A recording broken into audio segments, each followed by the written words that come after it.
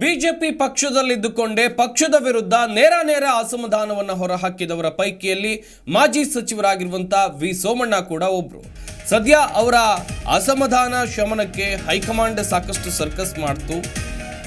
ಹಾಗಾದ್ರೆ ವಿ ಸೋಮಣ್ಣ ಸಂಧಾನ ಬಹುತೇಕ ಸಕ್ಸಸ್ ಆಯ್ತಾ ಇಲ್ಲಿ ಎನ್ನುವಂತ ಪ್ರಶ್ನೆ ಕೂಡ ಇದೆ. ಸಚಿವರಾಗಿರುವಂತಹ ಪ್ರಹ್ಲಾದ್ ಜೋಶಿ ಕೇಂದ್ರ ಸಚಿವರು, ಇವರ ನೇತೃತ್ವದಲ್ಲಿ ಸಂಧಾನ ನಡೀತು. ಈ ಸಂಧಾನ ಸೂತ್ರಕ್ಕೆ ಬಹುತೇಕ ಅಸ್ತು ಎನ್ನಲಾಗಿದೆ. ಸೋಮಣ್ಣರನ್ನ ವಿಶ್ವಾಸಕ್ಕೆ ತೆಗೆದುಕೊಂಡಿದ್ದಾರೆ ಪ್ರಹ್ಲಾದ್ ಜೋಶಿ. ರಾಜ್ಯ ಬಿಜೆಪಿ ಮತ್ತು ವರಿಷ್ಠರ ಸಂದೇಶ ರವಾನಿಸಿದ್ದಾರೆ ಜೋಶಿ ಅವರು. ಪ್ರಹ್ಲಾದ್ ಜೋಶಿ ಮೂಲಕ ಒಂದು ಕಡೆಯಲ್ಲಿ ಸೋಮಣ್ಣ ಅವರ ಅಸಮಾಧಾನಕ್ಕೆ ಮದ್ದರಿಯುವಂಥ ಕೆಲಸವನ್ನು ಇಲ್ಲಿ ಹೈಕಮಾಂಡ್ ಮಾಡಿದೆ ಎನ್ನುವಂಥದ್ದು ಸ್ಪಷ್ಟವಾಗಿ ಗೊತ್ತಾಗ್ತಾ ಇದೆ. ಪ್ರಮುಖವಾಗಿ ನೋಡ್ತಾ ಹೋಗೋದಾದರೆ ವಿ ಸೋಮಣ್ಣ ವಿಧಾನಸಭೆ ಚುನಾವಣೆಯಲ್ಲಿ 2 ಕ್ಷೇತ್ರಗಳಲ್ಲಿ ಹೀನಾಯವಾಗಿ ಸೋತ ಬಳಿಕ ಪಕ್ಷದ ವಿರುದ್ಧ ನೇರ ಅಸಮಾಧಾನವನ್ನು ಹೊರಹಾಕ್ತಾ ಬಂದಿದ್ರು. ಎಲೆಕ್ಷನ್ ಸಂದರ್ಭದಲ್ಲೂ ಅಸಮಾಧಾನವನ್ನು ಹೊರಹಾಕಿದ್ರು. ಸದ್ಯ ಗೊತ್ತಾಗ್ತಾ ಇರುವಂಥ ಮಾಹಿತಿ ಪ್ರಕಾರ ಅವರನ್ನ ಸಂಧಾನ ಮಾಡುವಂಥ ಪ್ರಯತ್ನ ಮಾಡಿತು.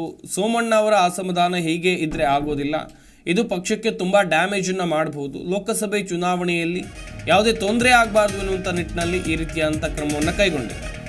ಯಡಿಯೂರಪ್ಪ ಸಮ್ಮುಖದಲ್ಲಿ ಚರ್ಚೆಗೆ ಪಟ್ಟು ಹಿಡಿದಿದ್ರು ಸೋಮಣ್ಣ ಅವರು. ಯಡಿಯೂರಪ್ಪ ಅವರಿಗೆ ಮುಜುಗರ ತಪ್ಪಿಸೋಕೆ ಹೈಕಮಾಂಡ್ ಯತ್ನ ಮಾಡಿದೆ. ಕೇಂದ್ರ ನಾಯಕರ ಸೂಚನೆ ಮೇರೆಗೆ ಸಂಧಾನಕ್ಕೆ ಪ್ರಹ್ಲಾದ್ ಜೋಶಿ ಎಂಟ್ರಿ ಆಗಿದ್ದಾರೆ. ಫೋನ್ ಮೂಲಕ ಸೋಮಣ್ಣರನ್ನ ವಿಶ್ವಾಸಕ್ಕೆ ತೆಗೆದುಕೊಂಡಿದ್ದಾರೆ ಜೋಶಿ ಅವರು. ಲೋಕಸಭಾ ಸ್ಪರ್ಧೆ ವಿಚಾರ ಮಾತನಾಡುವ ಭರವಸೆಯನ್ನು ಕೂಡ ಇಲ್ಲಿ ಕೇಂದ್ರ ಸಚಿವರು ನೀಡಿದ್ದಾರೆ. ಸೋಮಣ್ಣ ಕೇಳ್ಕೊಂಡಿದ್ದಿಷ್ಟೇ, ನನಗೆ ಒಂದಷ್ಟು ಚರ್ಚೆ ಆಗಬೇಕು ಒಂದಷ್ಟು ವಿಚಾರಗಳ ಕುರಿತು. ಇನ್ನೂ ನೋಡ್ತಾ ಹೋಗೋದಾದರೆ ಯಡಿಯೂರಪ್ಪ ಆಗಿರ್ಬೋದು, ಅವ್ರ ಫ್ಯಾಮಿಲಿ ಆಗಿರ್ಬೋದು, ವಿಜಯೇಂದ್ರ ಆಗಿರ್ಬೋದು, ಇವ್ರ ವಿರುದ್ಧ ನೇರ ಅಸಮಾಧಾನವನ್ನು ಹೊರಹಾಕಿದವರ ಪೈಕಿಯಲ್ಲಿ ಸೋಮಣ್ಣ ಕೂಡ ಒಬ್ಬರು. ನನಗೆ ಯಡಿಯೂರಪ್ಪ ಸಮ್ಮುಖದಲ್ಲೇ ಚರ್ಚೆ ಆಗಬೇಕು, ಅವ್ರು ಬಂದರೆ ನಾನು ಚರ್ಚೆಗೆ ಸಿದ್ಧ ಇದ್ದೀನಿ, ನನ್ನಲ್ಲಿರುವಂಥ ಅಸಮಾಧಾನ ಭಿನ್ನಾಭಿಪ್ರಾಯ ಏನಿದೆ ಎಲ್ಲವನ್ನ ಅವ್ರ ಮುಂದೆ ಚರ್ಚೆ ಮಾಡಬೇಕು ಅಂಥೇಳಿ ಸೋಮಣ್ಣ ಹೇಳಿದರು. ಆದರೆ ಇಲ್ಲಿ ಒಂದು ಕಡೆಯಲ್ಲಿ ಇಂಥ ಮ್ಯಾಟರ್ಗಳಿಗೆ ಯಡಿಯೂರಪ್ಪ ಅವ್ರನ್ನ ಕಳಿಸೋದು ಹೆಂಗೆ ಅನ್ನುವಂಥ ಚಿಂತೆ ಕೂಡ ಹೈಕಮಾಂಡ್ಗಿತ್ತು.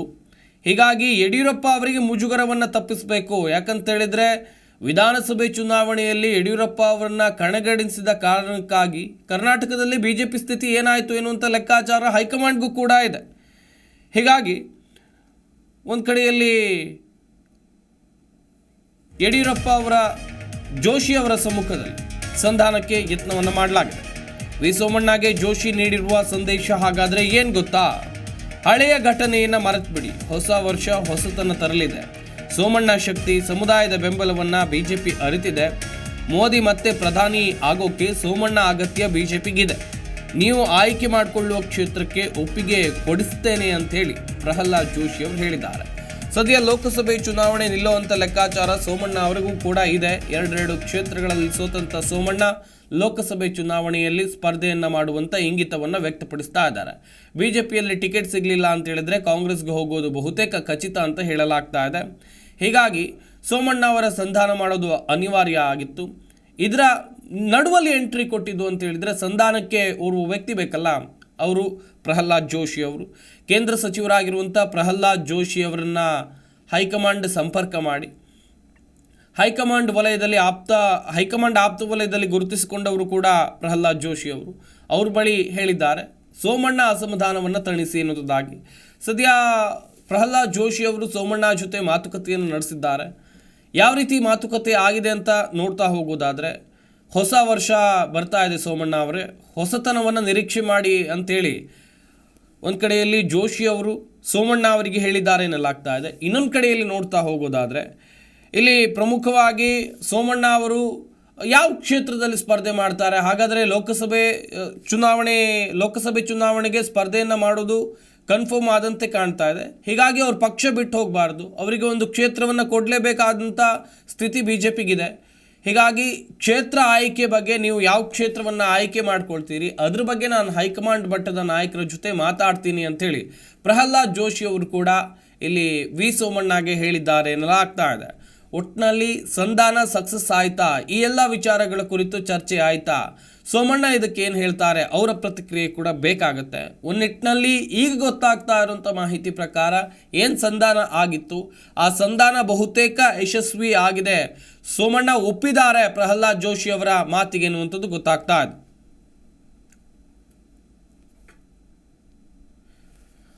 ಹಾಗಾದರೆ ಸೋಮಣ್ಣ ಯಾವ ಕ್ಷೇತ್ರವನ್ನು ಕೇಳಿದ್ರು ಗಮನಿಸ್ತಾ ಹೋಗೋದಾದರೆ, ಸೋಮಣ್ಣ ಅವರು ಸದ್ಯ ಬೆಂಗಳೂರು ಉತ್ತರ ಲೋಕಸಭಾ ಕ್ಷೇತ್ರದ ಮೇಲೆ ಕಣ್ಣಿಟ್ಟಿದ್ದಾರೆ ಎನ್ನುವಂಥ ದೊಡ್ಡ ಮಟ್ಟದ ಪ್ರಶ್ನೆ ಇದೆ.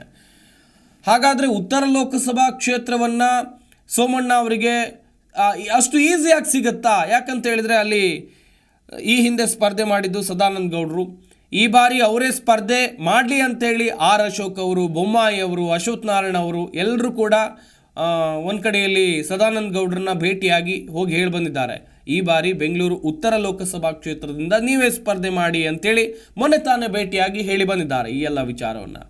ಒಂದು ವೇಳೆ ಸದಾನಂದ ಗೌಡರು ಕ್ಷೇತ್ರವನ್ನು ಬಿಟ್ಟು ಕೊಡದಿದ್ರೆ ಏನಾಗುತ್ತೆ, ಅಲ್ಲೂ ಕೂಡ ಅಸಮಾಧಾನ ಹೇಳುವಂಥ ಚಾನ್ಸಸ್ ಇದೆಯಾ, ಬಂಡಾಯ ಆಗುತ್ತಾ, ಅಥವಾ ಬೆಂಗಳೂರು ಉತ್ತರ ಲೋಕಸಭಾ ಕ್ಷೇತ್ರವನ್ನು ಬಿಟ್ಟು ಬೇರೆ ಲೋಕಸಭಾ ಕ್ಷೇತ್ರವನ್ನು ಕೊಡುವಂಥ ಚಾನ್ಸಸ್ ಇದೆಯಾ?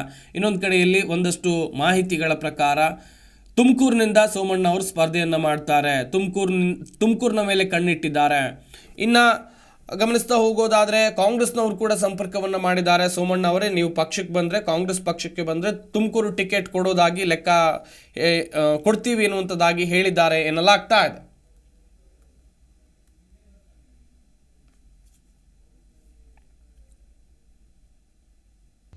ಪ್ರತಿಕ್ಷಣದ ಸುದ್ದಿಗಾಗಿ Zee Kannada news app download ಮಾಡಿ. Live TV, latest updates, entertainment, lifestyle, technology ಸುದ್ದಿ ನಿಮ್ಮ ಅಂಗೈಯಲ್ಲಿ.